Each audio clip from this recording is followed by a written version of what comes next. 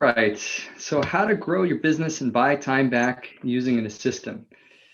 So dive right in. Our agenda for today, we'll do a quick introduction. Thanks, Eric, for kicking that off. Then there's two parts to the webinar. The first part is about delegating generally and the trap that entrepreneurs fall in. And the second part is about working with an assistant. And then I've left plenty of time, hopefully, at the end for us to talk about questions. So Karina, let's get our first poll up, please. We'd like to know from you, what do you hope to get from today? I don't know if it's a poll or you just put it in the chat. I guess you could just put it in the chat. Karina, you decide. But please, I'd love to hear from you what you want from our session today. Oh, wonderful. We have choices. Great. And if you got anything else that's not listed on there, please pop it into the chat. So while you're doing that, Eric gave us a great little introduction about CCG. Our why really is to help entrepreneurs and their teams live their ideal lives, and this fits really squarely right into that. So I'm really excited to share this with you today. Eric already talked about our what and our target market. As Eric mentioned, I'm an entrepreneur. I own and run Signet Education. Have done that for 15 years. I'm an executive coach, so I work one-on-one with individual executives and entrepreneurs. And additionally, I'm an EOS implementer, so I work with teams to help them put the entrepreneurial operating system into their business. I think I see at least one client of mine out there too. So a little bit about why I'm telling you about what I'm telling you about today. It is quite personal for me. So as I mentioned, I started as an entrepreneur, still am, and early on, I was very disorganized. And at some point, I started to learn how to use a calendar and a task list. And all of a sudden, I just went like total productivity geek, learned everything I could because I needed to combat this disorganization in order to be successful in my business, or so I told myself. So I got obsessed with that. And then I started to learn how to pack everything into my day. And I got super efficient and really effective. And I packed everything in until literally I almost melted down. I'm still recovering from that, frankly. And at some point in there, and Eric and EOS actually kind of helped me realize this, that really quantity is not the answer. And so I was just trying to brute force my way to success. And eventually I began to see my goal as building a team around me rather than doing everything myself. And I built the company and built the team in the company, and that was great, but I still had all these things just gnawing at me personally. And it took a really long time to find the right assistant. I had a sense that was there, but it took a long time to find it. And finally, when I found it, it really did, as Eric mentioned, change my life. So I've learned a lot on that journey, how to find an assistant, how to work with them effectively, how to manage them. And so I really just want to share that with you today. If everybody could mute, and Karina, if you can help me play whack-a-mole with muting as we go through, especially that guy, Glenn Grant. I think he's out there, might be causing trouble. So results of the poll are in. You can all, I think, see this. How can I cut time from my busy workday, and what should I delegate? Two things I will definitely cover here. So I actually want to start with in a kind of counterintuitive place.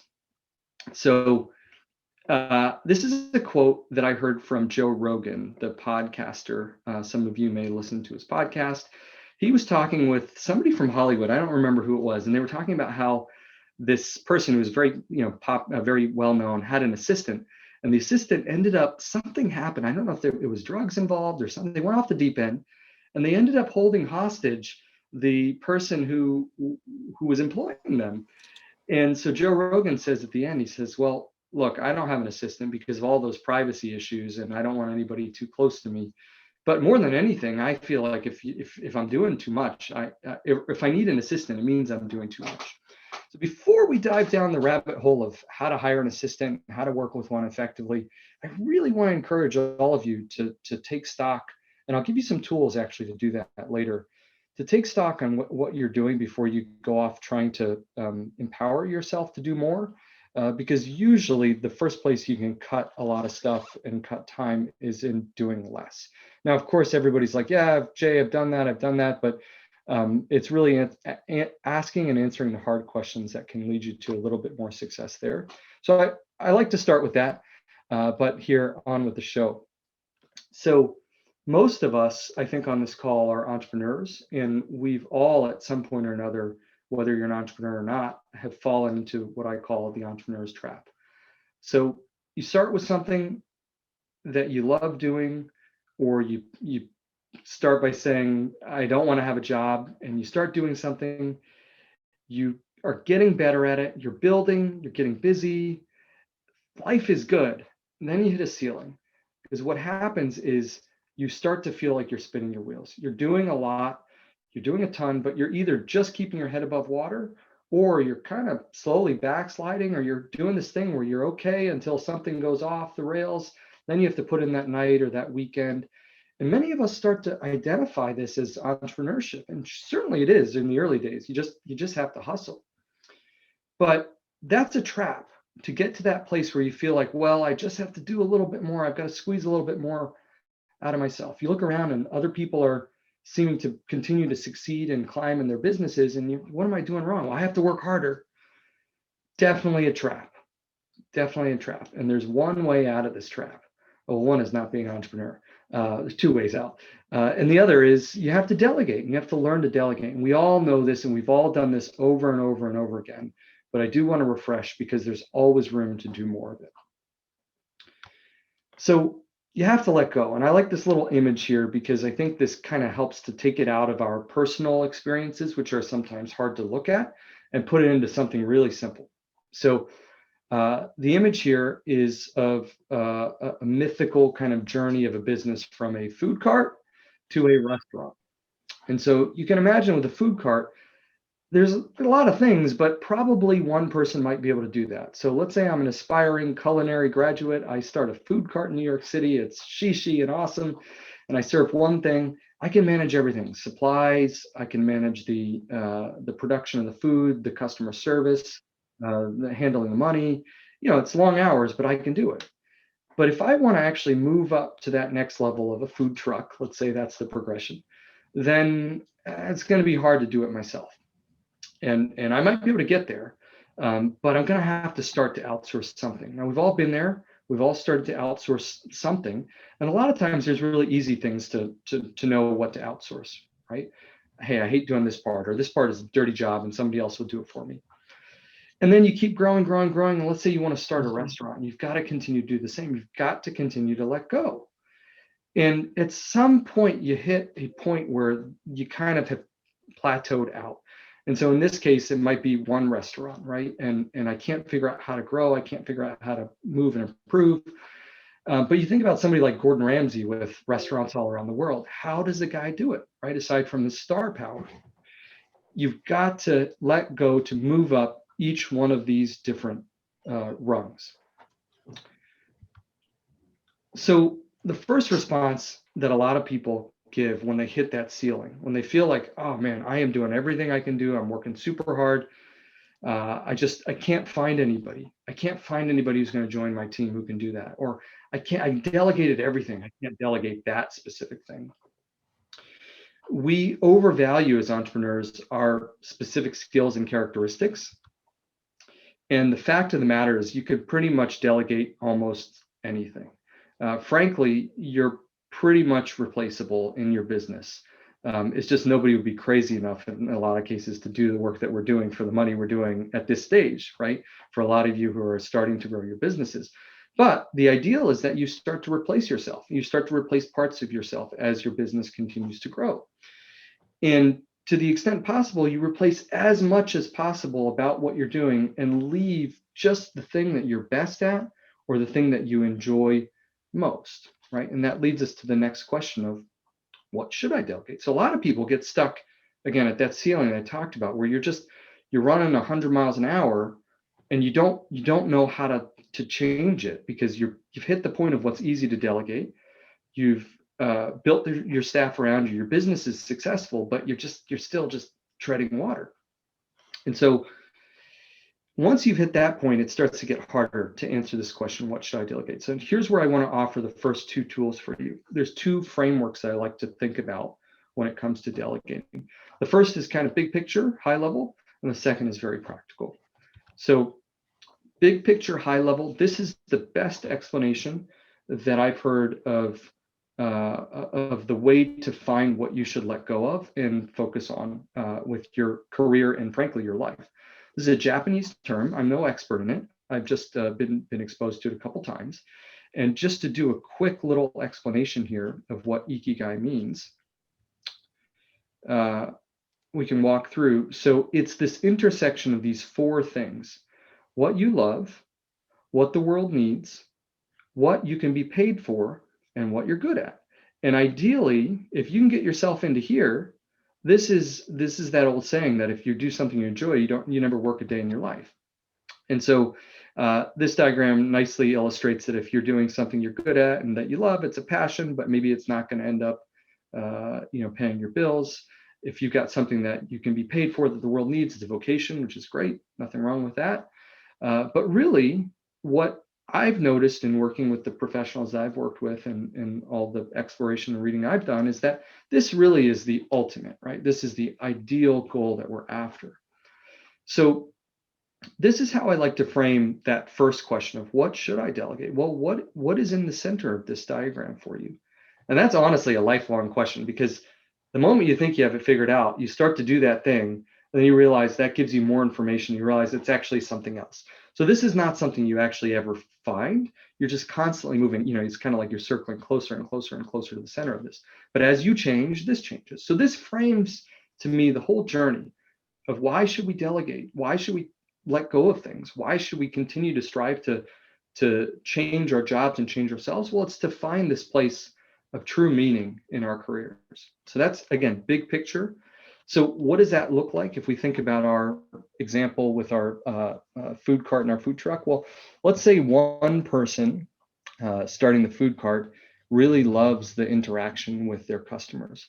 And so as they continue to think about growing, they're going to be delegating the things that are not core to that part of it if they're truly following this, right? So the moment they can afford to, they'll hire somebody for food prep, they'll hire somebody for cleanup, they'll hire somebody for procurement, right?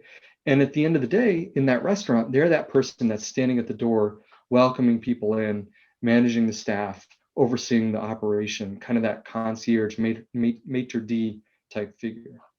Now, you could have a very successful restaurant with that in mind. And if the person is exceptional at that and they manage everything else, then they're going to be able to build an amazing operation that is also very fulfilling to them.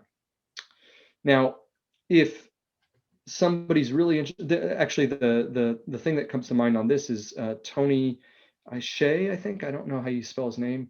Unfortunately, the guy who recently passed away, but he built this whole shoe company, but it was all about service. It wasn't about shoes. So that was his unique ability and his idea and his sort of core. And that's what he grew things on. Now you could have another person who's just as interested in food. They could care less about the service, right? You get out of here. I don't want to talk to you. Just eat my food and enjoy it. And they could build a restaurant and at the end of the day, be in the back of the house and be having an amazing culinary experience. And as long as they manage everything around them and delegate appropriately, that could also be an equally successful restaurant. So I would contend that if the person who's truly interested in food is actually in the front of the house and they haven't delegated that away because they think they can't, they're going to be having a more miserable experience and they're going to have a less successful restaurant. So that's the high level, everyone, the ikigai. How you frame the journey of your life and your career to go towards something more meaningful. Now, how do we actually turn that into a day-to-day? What do we do today, tomorrow?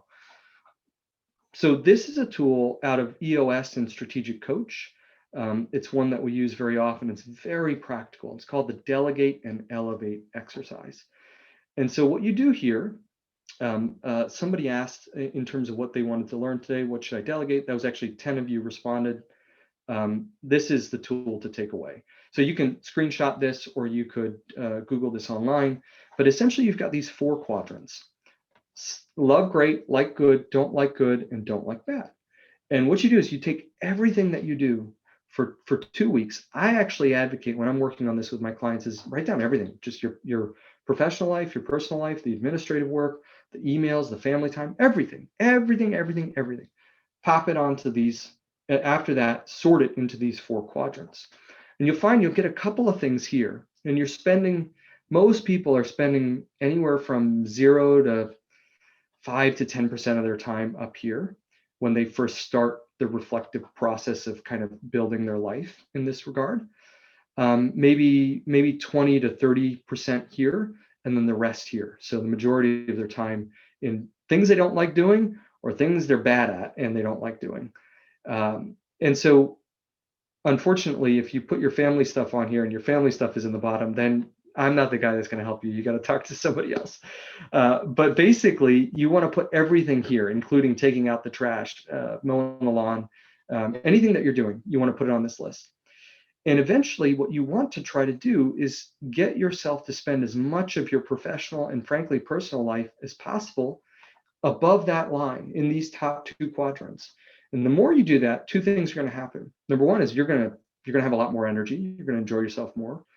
But number 2 is you're likely going to be a lot more productive because these are things that are going to come easier to you, that you'll have more energy to tackle.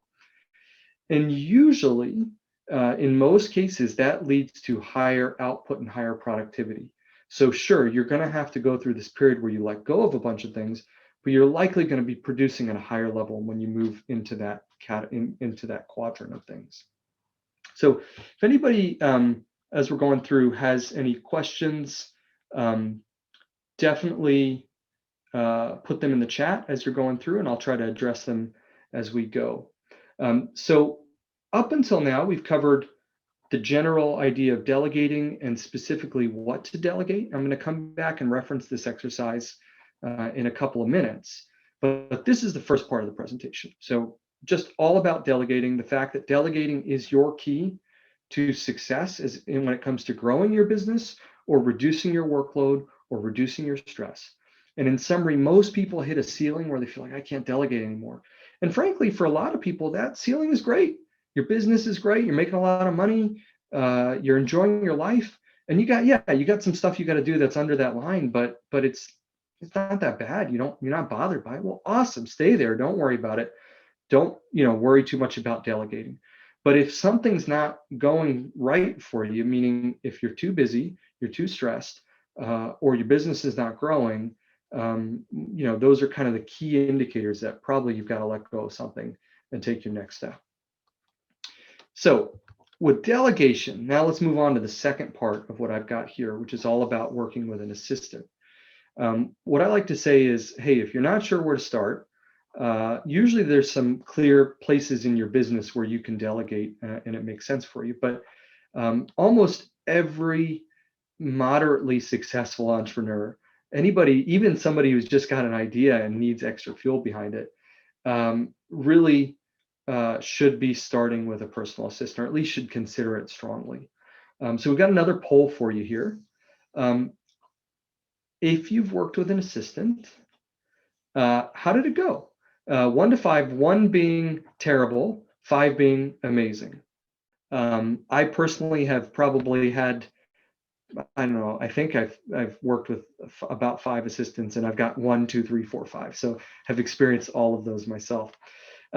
So let's start with the why of working with an assistant. Why start with an assistant? So a personal assistant, when done properly, helps you to leverage your best asset in your business as entrepreneurs, which should be you. It helps to allow you to focus on what's most important in the business and let go of everything else. Now, before I found my assistant, Joanne, and started working with her, years before, actually, even probably before I met Eric, I would do this thing where I knew what was the most important thing that I needed to do in my business, but I let all the other things that I had to do be procrastination to that thing. I needed to go out and meet people. I needed to do business development. That's not my unique ability. It's not the thing I love to do all day. And so I would do all these other things. And in essence, those other things were important, and I kind of had to do them, but there's nobody else to do them. So I used that as an excuse. Now, had I had an assistant, I would have been able to get rid of that excuse and actually leverage my my asset. I would have still had to do it. Now, that's a different matter. But really, you know what you need to do to make your business succeed. And very likely, you don't have the time to do it right now, or you're not spending enough time in that deep work, in that important but not urgent quadrant of your business. So this allows you to do that, essentially buys you time. You get a partner. So a lot of times people think about assistants, they think about that in kind of a subservient or pejorative way. That person's just an assistant, or I don't want to deal with that person's assistant. But honestly, a good assistant is like a partner. It's like a business partner to your life. It's somebody that you can bounce things off of. They become a thought partner with you. They help shape what you're doing. They help you move forward. They help keep you focused and organized. I know Eric's experienced this. I've experienced this. It's not the most common thing, but when you get that, you get a partner in crime in terms of what you're trying to do with your daily work. You get to grow your business as a byproduct of leveraging your best asset. Expand your capacity. Literally, you are buying time. You are taking your 8-hour day or 10-hour day or 4-hour day, whatever it is, and doubling it. You literally are adding. It's like adding extra arms to yourself, or extra brains, or extra mouths to buy yourself time. You enjoy your work a lot more. Glenn and I actually chatted about this. If you can actually just do the things that you're best at, that you like to do most, you start to enjoy that. And then this over time makes space for you to pursue that sense of ikigai. How am I going to get to that center of that model? Well, you need a little bit of space to actually navigate there. And this is what's going to give that to you. So now we get into some of the tactics of working with an assistant. And this is the stuff that I kind of figured out over time and tried to distill in a very simple way. If you're thinking, well, maybe I could work with an assistant, Jay, but I don't know what they would do for me. Hopefully the rest of this webinar will help you have a very specific playbook of how an assistant could work with you. So there are 3 main categories, plus a 4th that I just added. Number 1 is email, and I'll show you exactly how your assistant can help you with your email. Number 2 is scheduling. And number 3 is kind of a general bucket of tasks, both managing tasks and doing tasks for you. And then number 4, which is truly probably a subset of number 3, is really anything else that falls below that delegate and elevate line. And we'll talk about that in a moment. So let's start with email. So kind of with the end in mind, imagine this. Imagine that you don't have to monitor your inbox frantically, that you can put your phone away for a long time. Some of you probably already have this, but for a lot of you, this might seem, like, how could I do that? When you look at your email, instead of seeing all the emails or the ones that you've kind of read on your phone and you need to go back to, you just see, in categories, what's urgent that needs your attention today and what's not. Imagine if everyone on the other end of your email life got the quick replies and acknowledgments that you wanted, without you feeling like you had to be tethered to your phone, or your phone standing in the way of your relationships in person. You being more present for your email partners than you are for your family or your people in person, right? You can get both of those with the help of an assistant. Imagine logging into your email in the morning, and things that have simple responses are just drafted. All you have to do is press the send button, approve them. All your junk mails are removed. And then ultimately the result of this is, imagine just being able to step away. My personal experience on this is, when I take vacation or step away, I actually step away. I don't actually worry, because I know that my assistant will reach out to me if something comes in that actually needs my attention. Clemencia, great question. I'm going to get to that in a moment here in the next slide. So how does it work? So there's a lot of flexibility in how this would work, everyone. So I'm just giving you one approach, at least kind of a starting point.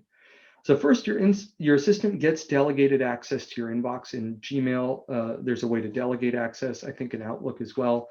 Otherwise, you just give them your login. You have to have trust with your assistant. If you don't have that trust, you kind of go back to the drawing board. I'll talk about that a little bit later too. But they get access to your inbox, and you work together to be on the same page on your preferences, and you create a simple set of rules for that person. Now, this is where it takes time, right? It takes about a month, maybe 6 weeks for somebody to learn who are the important clients, right? Who needs an immediate response? What kinds of things do you need to see? What kinds of things do you want to see once a week, but not every day? So you start to sync up on this. And a lot of this happens just through kind of shadowing. And then you create a simple set of rules. So you might say, my rule is, look, anything that goes out of my inbox, I press send.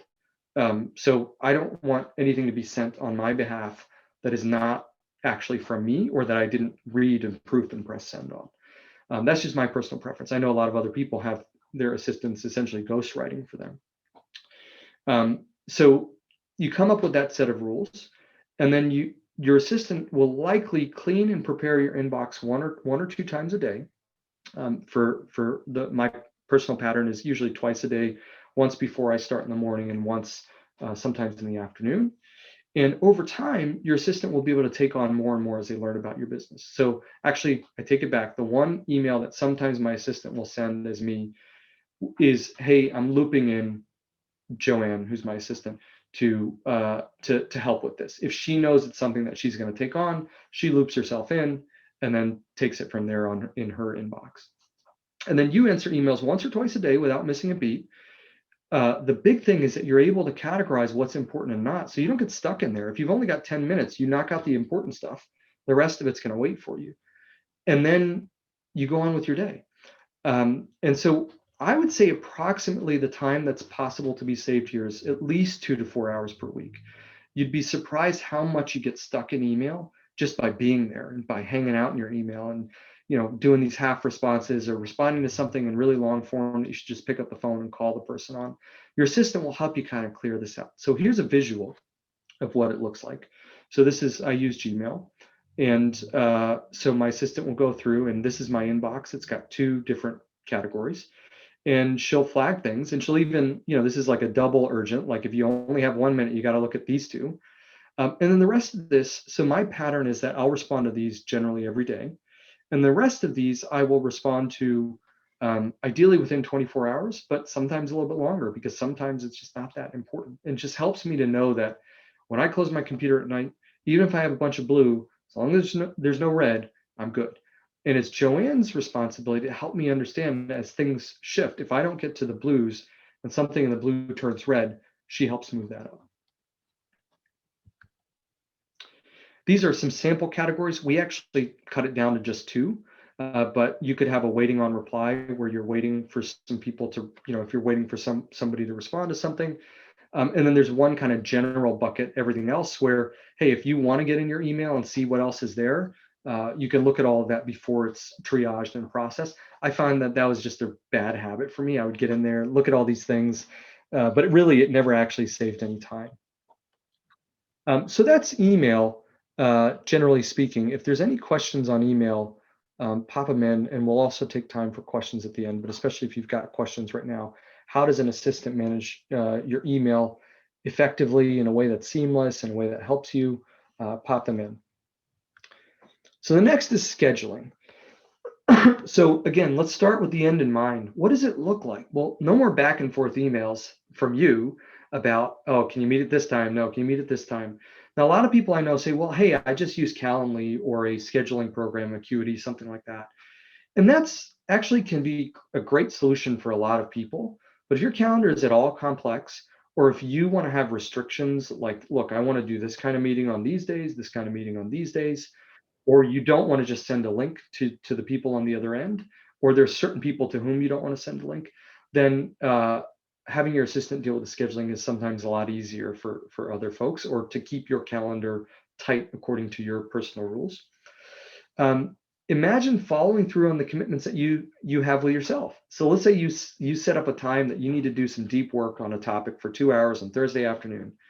Well, if you're anything like me, you set that time up on Friday the previous week or Monday, and you're looking forward to it, and then all of a sudden this thing comes up, and you don't know where to put it, so you just pop it in there. You say, well, I can make up that time later, and you never do. And you keep putting that important but not urgent work off. But if somebody else is the gatekeeper to your schedule, and they know how important these things are, then it's easier for them to help you manage that than it is for yourself. To schedule anything, all you need to do is CC your assistant for anything urgent or for anything at all. And if something's urgent, and since they have access to your inbox, they can usually jump on that sooner if you haven't caught that. One of the things I love is that anytime I have to do something, everything is in the calendar invite for me. There's a link to the email that it's associated with. There's a summary of what the conversation was or what the objectives are. So all I have to do is show up, right? And eventually, when this gets really good, all you have to do is open up your calendar, and you just have to show up. And you put things in, you work with your assistant to say, look, I want Mondays and Fridays to be unbooked. I want Tuesdays and Thursdays to look like this. I want to have about 45 minutes of administrative time every day. I want to make sure I have enough deep work time throughout the week.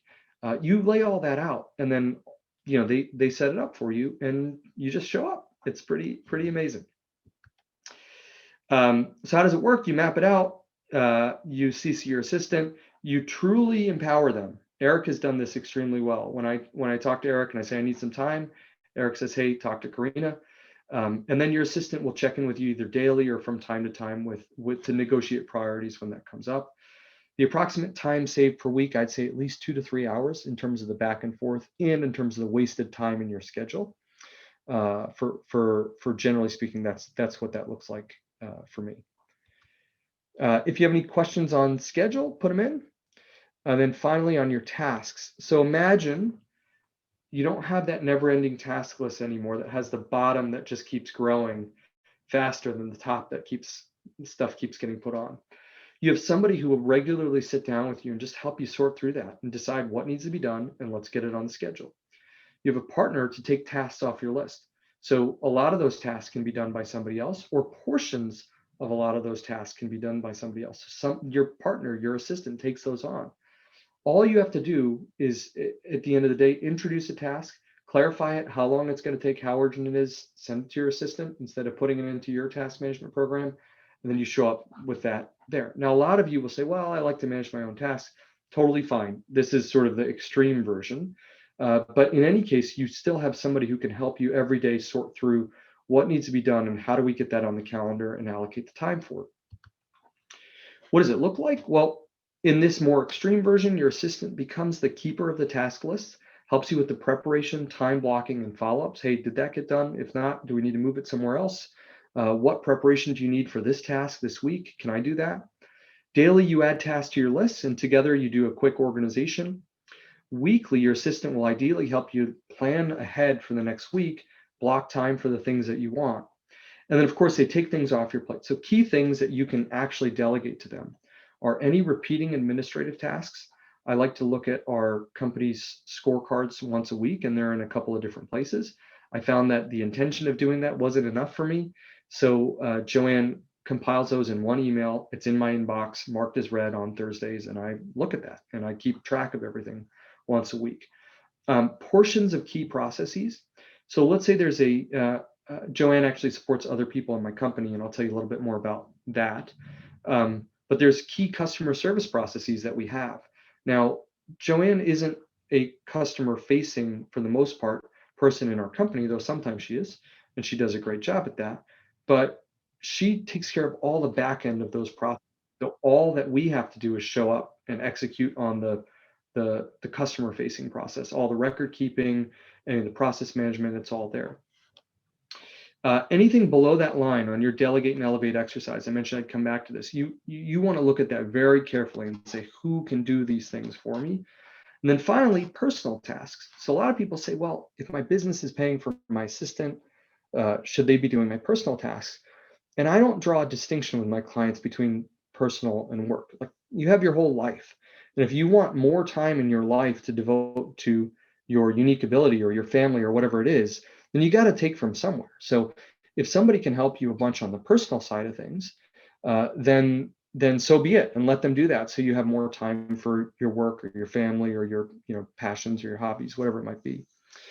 And then another thing I didn't put on here is research. So a great assistant is excellent at queuing up research. I'll give you a kind of a weird example of something. I saw an article this morning about the Dr. Seuss books being pulled off or by a publisher. It's a little controversial, and I actually found it quite interesting. My wife's been in publishing. I read my daughter Dr. Seuss books, but I know there's a lot of tension there. So that'd be something I would love to look into. I'd love to read a little bit more about that, just for myself. It's totally personal. I'll never do that, right? I'll never get the time to do that because I'm not the kind of person who's going to sit down and just look up something like that for fun and for interest.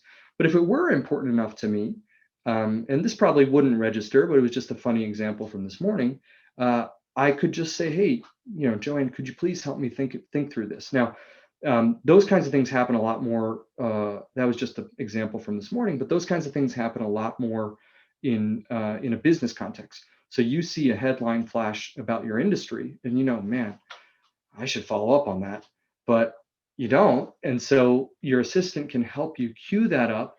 And over time, they learn what kind of format you want, how many articles you want. And all of a sudden, you've created yourself, you've fashioned yourself into more of a learning machine, which is essentially what most entrepreneurs should be spending some of their time doing every day. So approximate time saved per week here, anywhere from 1 to, you name it, number of hours, depending on how much you can delegate and how much you can outsource. And so how do you tie this all together? Well, for me, it comes together in what I call the daily check-in. It's a 15-minute affair. I try to do it in 15 minutes or less, probably 4 days a week when working with my assistant. And so basically, you do a daily check-in, and you usually have some kind of ongoing communication channel in between, either a WhatsApp or a email or something like that. And for that daily check-in, it's 15 minutes or less. You generally will review the 3 categories that I just mentioned, and you really are striving to have some human connection with your assistant, right? Again, it's a partner. It's somebody that you should really enjoy spending time with and working with. I don't like the idea of this being a transactional, just email somebody something relationship. That to me is not, it's just not my style. You want to think about handoffs of things that have come up that need to be handed off, check-ins, and closing loops. This is important. Your assistant should drive this process. Your assistant should schedule it. Your assistant should have a spreadsheet set up or some kind of record keeping set up. All you have to do is show up, smile, talk, get the job done. So this right here is a format that Joanne, my assistant, came up with that we use regularly every day. She notes anything outstanding in email that needs my attention, in scheduling that needs my attention, in my Asana or my task list. That's where we close the loop. Anything else, and then she takes notes here. Every day we just boom, boom, boom, we do one of these. She takes everything, she works on it throughout the day, and then we come back the next day. And it's just, we have a weekly one that's a little bit bigger picture that looks back at the past week, plans the future week. Awesome, awesome process. So that daily check-in is really important. It can happen on your drive in, it can happen while you're on the treadmill. It doesn't have to be, ideally it's the same time every day.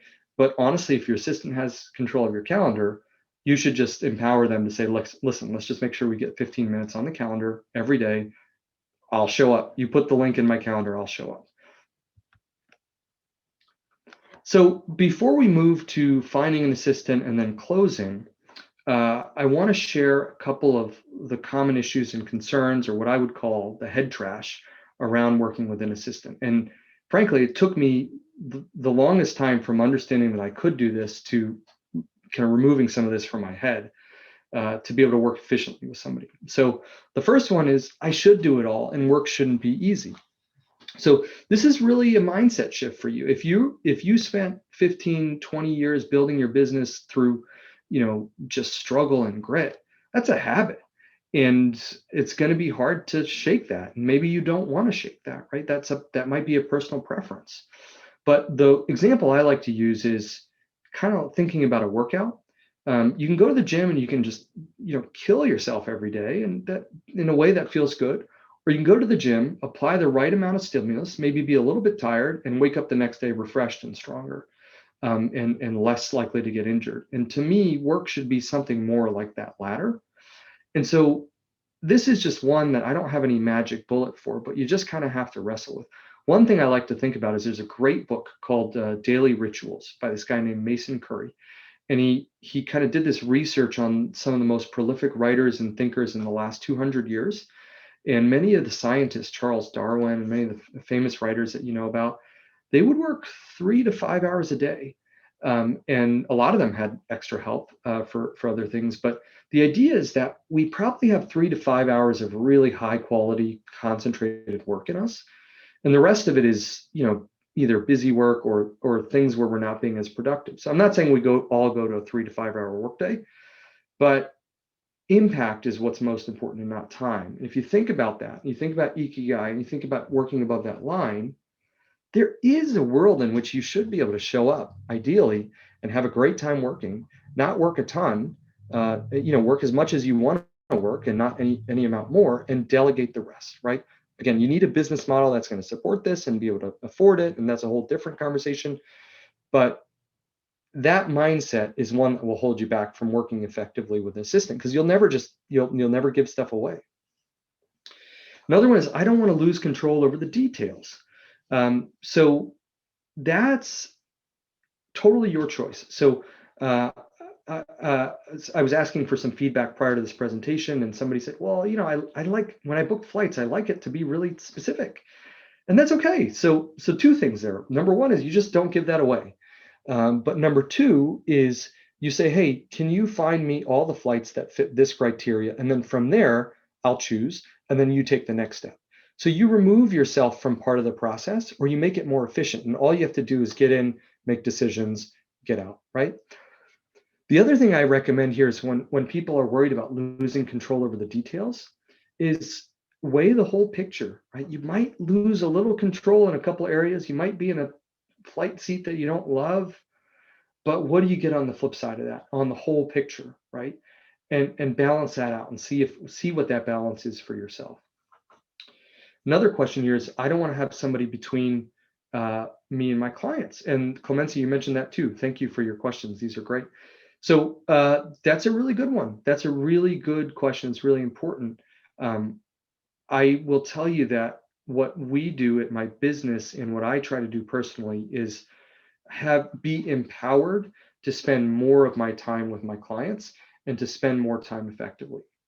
So you want to architect everything so that behind the scenes, as much as possible is getting done, but that you are the one that's calling your client. You're the one that's talking to them.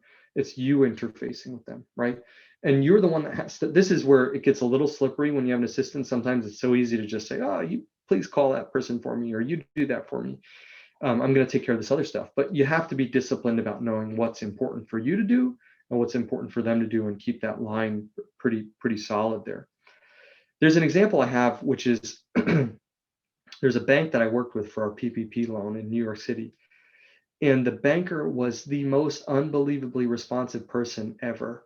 I mean, 5 a.m., 11 p.m., weekends, any information right at his fingertips. And unless this guy was superhuman, which he might have been, there is no way I think he could have been doing that by himself. But I never dealt with anyone except for him. He was the president of the bank, and we have a small business, so a private bank. And so my suspicion, I never asked him about this, but my suspicion is that he was set up armed with people that were helping him to make sure that his clients were getting the absolute best service possible, but they were only talking to him, right? So you don't have to choose between these two things of saying, well, I want to be the one dealing with my clients, right? Well, you can't be. It just make everything else the things that your assistant is working on. Another one is, I don't want someone in my blank, my email, my credit cards, whatever it might be. This one is a tough one to overcome. If you have that concern, you have to find somebody you trust or work through an agency that you trust. If you don't let go and give access, then you're always going to be the last checkpoint and the bottleneck, and it's actually not going to work that well. And then finally, I'm not important enough to have or need an assistant. Well, the question I usually ask there is, what is your current hourly rate, or what is the value of the things that you could be doing for yourself or your business? Put a dollar amount on there. What can you pay for an assistant's time, and just see if that adds up, right? And this is the math you have to do for your own business model. But especially if you're tight on cash, you have to be disciplined about saying, well, if I do these other things, it's going to add this value. It might not be today or tomorrow, but it's going to eventually add this value or help us level up. Well, that's going to be worth a lot more than the cost of the assistant today. And so you just have to think about that in that dollars and cents terms. And in terms of this last one, it's not about importance. It's really just about, do you need a partner? Do you need help? Do you need to delegate? You don't think about, well, my company's not important enough to have a person to help with customer service because we're too busy. Well, you don't think that way, right? Why would you think that way about yourself? You're holding your business back if you do that. All right, everyone. So next next step here is thinking about how to find an assistant, and we're kind of moving to the close of the webinar. I got a question from Mike. Do you have a worksheet that further breaks down examples other than the main categories? Mike, I don't, but I'd be happy to talk with you through this or try to put something together for that. It's really those kind of 4 categories that I work on, but I'll come back to that in the Q&A. So how do you find an assistant? Well, a couple of different questions here. So the first one is, well, do you want somebody full-time or part-time? So I personally probably use 10 to 15, maybe 20 hours a week of my assistant's time. And so a full-time assistant would probably be overkill for me. Now, if you're in a business where you've got, you can truly share the load, especially if you're smaller and you're just 1 or 2 people and you need an extra hand, then likely you could split a full-time person across multiple roles. But full-time or part-time is a big question. Most people probably don't need a full-time executive assistant. That person will likely be doing other things. That said, what I found with full-time is that when I worked with a lot of people that were part-time and people that are full-time, Joanne is full-time with my company now. When you're working part-time, you're losing a little bit of that responsiveness. You're losing a little bit of that focus and that flexibility. If this thing came up this week and I need 10 hours instead of the usual 4 hours that I have. And you're always kind of thinking about timing and the clock, and as is the other person.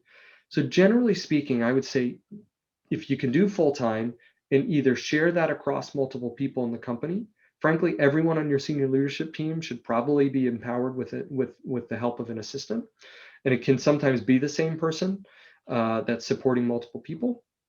Or you could split it up where you have somebody who's operating as an assistant as well as part-time in a bookkeeping function or another function where the skill set might be overlapping.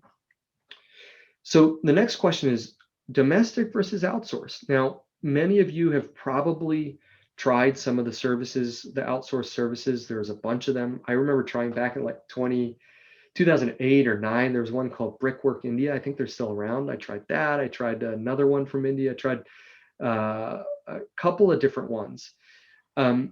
It's sometimes easy to say, well, you're going to get a better person domestically because, it is pretty easy to get a person who's not that good internationally, because a lot of these companies are more like agencies or job boards where they're not really filtering. It's just, hey, we're trying to connect talent. And honestly, that whether you're doing that domestically or internationally, it's going to be difficult. There are also some hurdles internationally where people say, well, I want my assistant to have perfect English or to know a certain part of working in America. Generally speaking, I don't think it really matters whether you're working with somebody domestically or internationally. I think what's most important is that you're working with somebody who's of high quality, has the talent, the intelligence, and the skills that you need. And frankly, I've actually had more success finding those people through outsourced agencies than in the US. That's just been my personal experience. So the next consideration is, do you work independently through like a job board like Upwork or Fiverr? You try to find somebody or somebody or do you work through an agency? Both. I know people that have had success with both. The most consistent success that I've had is through a company called Persona. That's who we work with at Cruise Consulting. That's who I work with in my company. We have multiple people from there, and I've placed multiple people with clients from there, and everyone has worked out. Almost everyone has worked out almost perfectly. Another one is Outsource Access. I think that's Brad Stevens. He's an EOer, I think, out of Atlanta. He runs a similar company. These tend to be very good. I haven't worked with Outsource Access, but my sense is that they're very good too. And you have somebody there, you have a company that's going to try to replace the person if they don't work out. You have a training, you have a filtering mechanism. They're really trying to find the optimal people for you across the world and connect you with them. The job boards are great too. I have a client who's found an awesome assistant for $1,000 a month full-time from Eastern Europe, and his assistant is absolutely wonderful. So you can get a good deal, but sometimes you have to be ready to go through a lot of people. And then finally, there are assistant services. Time Etc. is one of them. Their Fancy Hands is another one of them. Some of these are kind of task share where you just buy time and then you submit a task and they do it for you. For what I'm talking about here, the personal assistant relationship, That's not really what I would recommend for this. That can sometimes be helpful for one-off tasks, but generally you're not going to get the level of kind of engagement that you need to have a great experience. So generally speaking, out of all, I've tried pretty much all of these permutations. My best success has been with Persona, and we work closely with them. We do have a referral code with them. We get a small a thank you gift from them, just to be full transparency if you all work with them. But we'll share that with you. That's the one that we work with. But again, all of these agencies and job boards are good. Agencies are great if you just want to go quickly. Job boards are good if you're willing to hustle, put in the time, find the person, vet them, put in a little bit of that extra work. And finally, in summary, do less but accomplish more. Just to kind of recap the whole thing. You've got to let go and delegate if you want to grow yourself, your business, reduce your stress, be more effective. Nearly everyone can start with an assistant. It really is just about what's on your plate and does it make sense to work with somebody for that. It's not a cost, it's an investment. There are 3 things you can start with: email, scheduling, and tasks. To find one, your best bet is an agency. A good assistant will train themselves. They'll shadow you. They'll watch a webinar like this and they should be up and running on their own. It really shouldn't be something that you have to take on as a headache. Training should take 2 to 6 weeks, a lot of shadowing, a lot of communication and conversation. And then once you find a great assistant, they're not easy to come by. You must love, support, and acknowledge them. It's very easy to just sort of take somebody who does such great work for granted. And that's definitely something you don't want to do. All right, questions? Jay, I got a couple of quick things to add. Please. One, thank you for all that. Thanks, Derek. Thanks for sharing your experiences. I know you lived this life, so I appreciate you sharing from your own perspectives. Sure. Some tactical things, as you guys all know, I'm a very tactical person. So some things just to absorb for me as a shared experience. Some of these things Jay mentioned, these are some of the things that Karina does for me. She certainly does all of my scheduling, and she's amazing at it. She takes care of, you guys all appreciate this, she takes care of all the crap that I owe people, which is like a huge list of just junk that I commit to constantly because I'm just stupid. She makes sure it gets done. PowerPoints, she does all of our PowerPoints. She probably did this PowerPoint, actually. Did she? Yep, I did. Including this one. You very much did, yeah. She did this PowerPoint. She does all of our process documentation, all of it. And she does a lot of our accounting help as well. She probably does a lot more. She's probably like, great, Eric, you didn't acknowledge half the stuff I actually do. But she does all of that stuff in addition to this. And then 2 more quick things. One, the process of delegating everything you have away, like Jay said, in my opinion, that is the process towards you making money and growing your business. It's the one and the same. So the more, if you're trying to do all this stuff, you are preventing yourself from growing. And the actual process of growing your company is only focusing on the things that yield you the highest amount of enjoyment and income. That's it. Growing the company means you're doing the rest of it at whatever scale you can accomplish that. And then lastly, I learned this great thing from Jay. You may even been there with me in this this training thing that we went to, which is there are 3 levels of assistance, and it's the third one is tough to get to, but Karina and I are working on it. We're getting close. One is the kind of assistant that you tell them what to do, and that's powerful if you can even have that. The second is one that just knows what to do for standard tasks, and they're good at it, and they can execute. They can handle your schedule. They can handle your email. And the third, because I know a lot of you have assistants, or some of you in the room are assistants. The third is if you can get to this level, and this is powerful when I heard it, was you want to get to the level where your assistant actually anticipates and acts like you would have done yourself. So now that assistant is an extension of your arm. And if you can get to that level, you are truly rocking and rolling. And Karina and I are getting close on that level. She does a lot of stuff that I'm like, yeah, that's what I was thinking. I'm so glad you took care of that. So if your person can really start to think and be like you, you are truly doubled at that point, or in my case, actually improved. I'll just say that. So that's it. So Eric, actually, to add to that, there's a chief of staff. It's a job title that you may have heard of, and a lot of people use that in politics, and it's pretty common now in business, where sometimes you'll have somebody who's almost like a chief of staff. And what I think about when I think about this is I think about the stories of presidents. I think Bill Clinton was the one that I hear about with this. Is he'd get off a plane and somebody would walk up to him and say, "Okay, listen, you're meeting this person next, and here's a couple things you need to know about them. Do you have any questions? Good, go." And so all he had to do was literally show up and be there, and his chief of staff and his assistants and his whole team, right? He's a president, of course. He's got all this, would make sure that he was in the right place for the objectives that he had, and they would help make all those decisions for him. And so I think to some extent, Eric, what you're describing is somebody who can essentially help you be more effective at your own goals, because they take over a lot of the decision making where you'd trip yourself up, and just allow you to stay in that sort of sweet spot of the thing that you're supposed to be doing, and almost run defense on the things that you're not supposed to be doing. So there is that level there, and it's very difficult, I think, to get to, but once you get there, it's a real alchemical thing.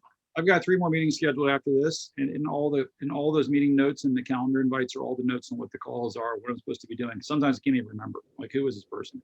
But all the notes are in there, what I'm supposed to be doing in the call. So I know there's some questions.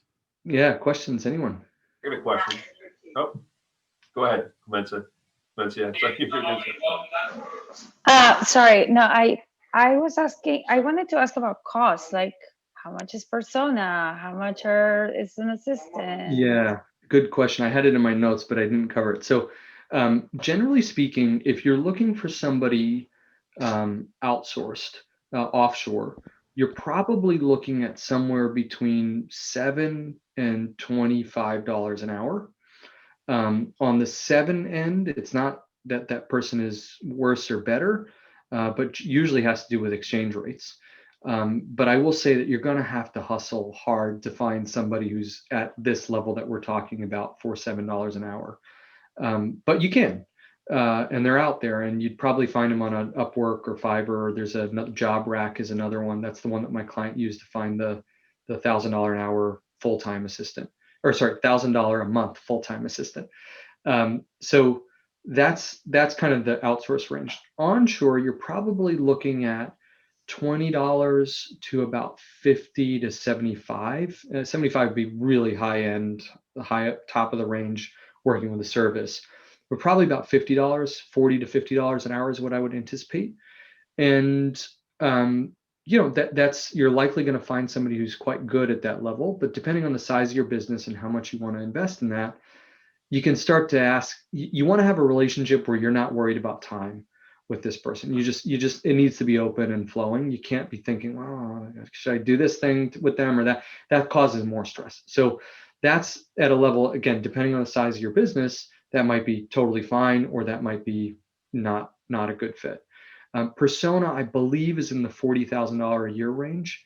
32, I think, in the $3,000, $4,000 a month range. They're growing quickly, so I don't know if their pricing has increased, but that's generally what we're paying. So about $40,000 a year. So you're kind of thinking about an entry level U.S. salary, and for that salary, you're going to get somebody who generally has skills that are much higher than what you would expect for an entry level U.S. employee.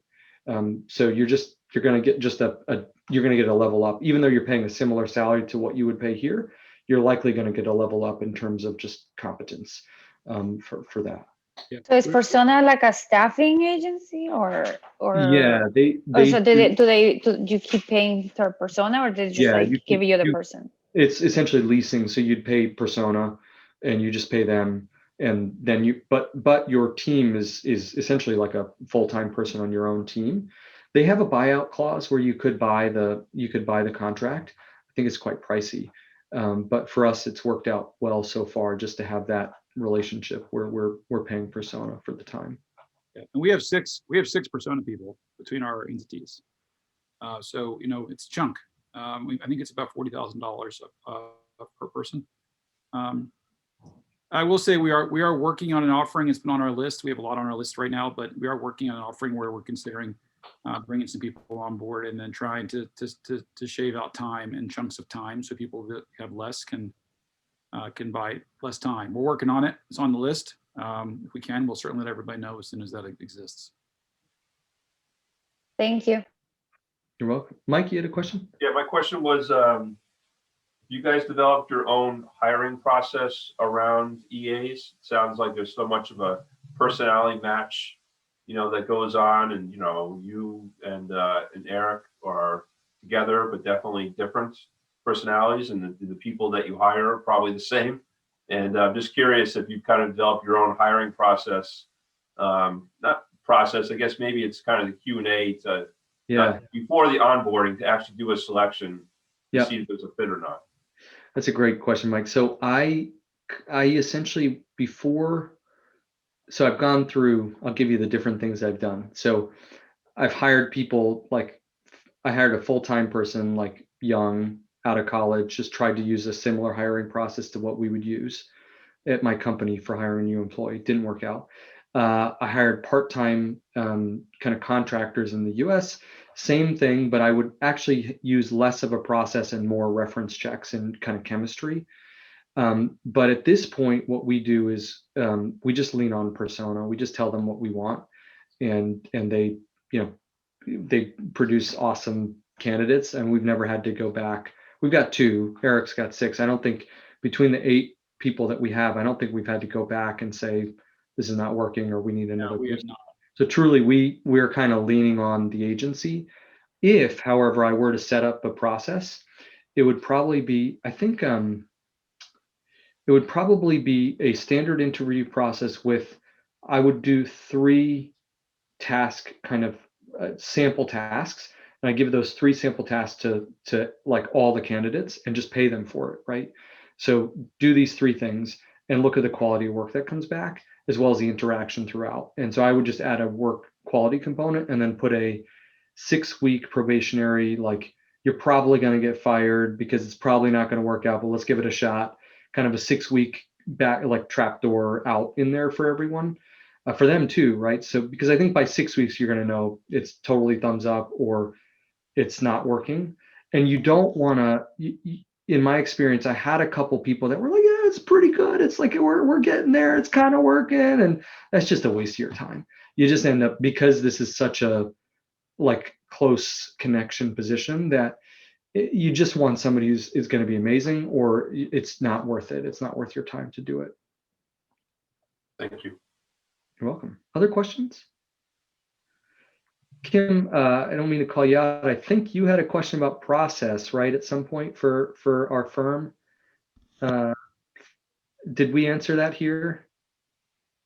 Yeah, I think this was helpful. I mean, we obviously have written the NEC way of how we do most everything, and this is a new position at New England Construction, so we don't have a full NEC way written. So I was seeing what your firm had, and I know you're outsourcing to Persona, but Karina was able to share a number of documents that were helpful from a springboard perspective.